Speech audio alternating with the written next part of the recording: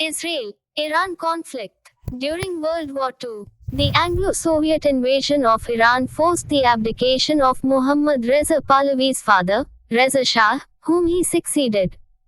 During Pahlavi's reign, the British-owned oil industry was nationalized by the Prime Minister Mohammad Mossadegh, who had support from Iran's national parliament to do so.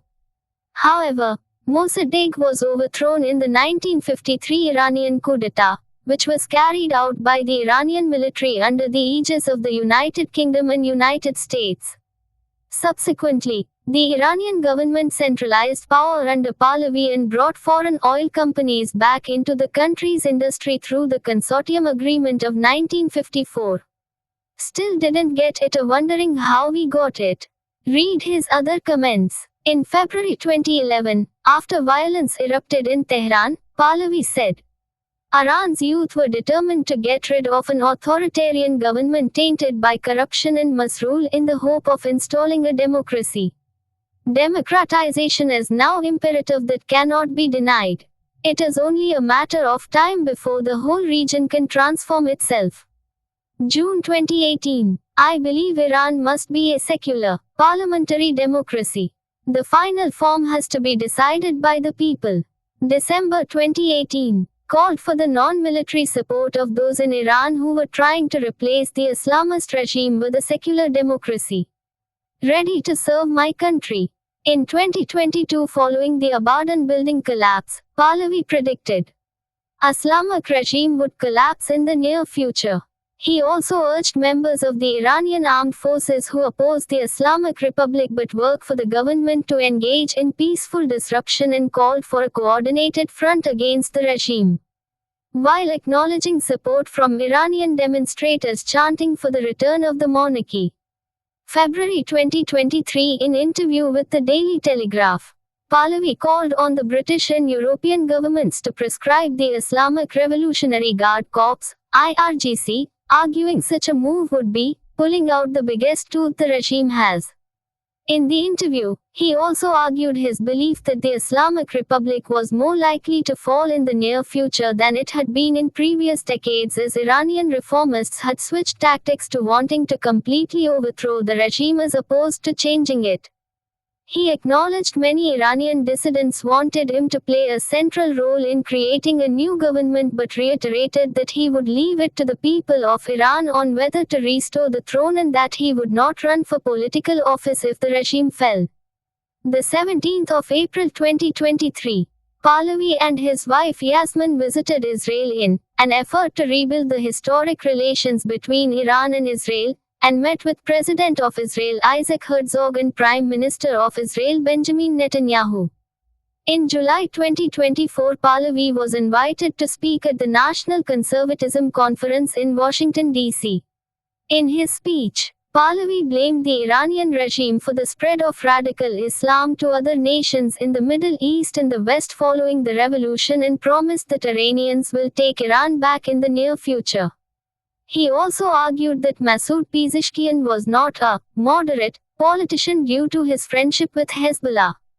He warned United States not to launch a military campaign against the regime, arguing, the problem that began in Iran must be ended in Iran, and concluded, the soon-to-be free Iran doesn't seek your patronage. It seeks your partnership. It doesn't seek your funding.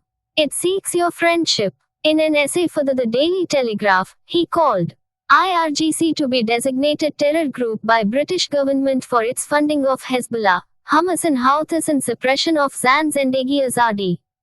In all the quoted excerpts you will find exactly same steps being done as he mentioned. The radicalization, no direct US intervention, internal sabotage, infiltration in intelligence units, all terror outfits named are taken out. Secular shift, etc., etc. Everything written before. What UK and US did during World War II, the same is being done by US and Russia. Which are the two countries Iran notified before the strikes.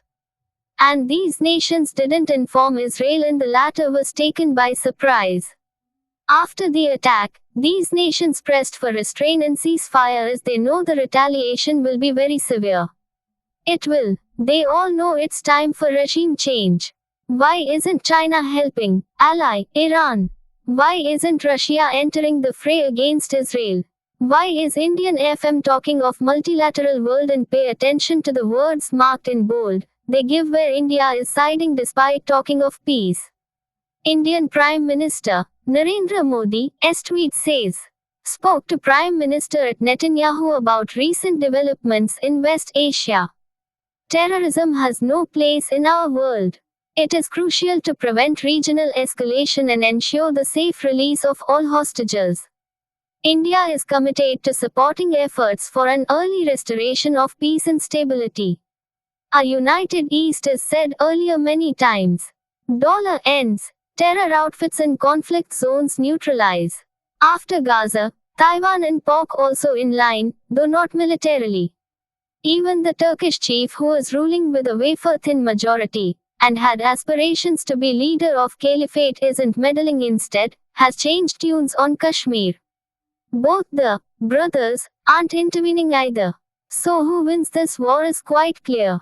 But additionally, just check if countries are issuing travel advisories for Iran or Israel. If Iran was to win, travel advisories would have been for Israel. Instead, the latter is requesting additional 10K job seekers from India to work there.